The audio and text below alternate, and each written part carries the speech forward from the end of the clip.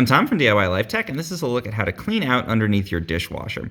So this is something that you might not do on a routine basis, but it's good to do periodically because the underside of your dishwasher can definitely collect dust and things. And it's important to note if there's a little piece on the bottom here, you don't necessarily want to remove this. It's not like the piece underneath a fridge. Often there's sound dampening material, there's insulation and things like that in there. So what we want to do is sort of clean the areas around that without disrupting it. You can see you can get quite a lot of dirt and gunk and things building up underneath this. But there's some easy ways that we can get in there, especially if you spill something and it kind of like, goes underneath. You can see that's happened a bit over here. It's good to clean this out.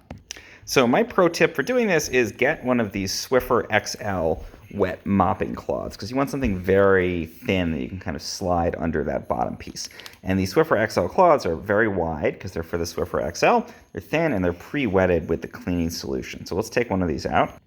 Okay, now we're just going to lay that out by the dishwasher, and you can start by getting the obvious stuff that's under there. But then we're just going to try to kind of gently work it underneath this. So we don't want to move, don't want to move this piece out, but you can, because it's so thin and it's pre-wetted, you can just work it a little bit under the sides there. Good. So you can see I've got this basically mostly underneath, and then we're just going to basically slide it back and forth. Even if there's some little parts that are tighter, you can usually get in there. And again, you can see that nice liquid on the pad. It's going to help a lot in terms of cleaning that out.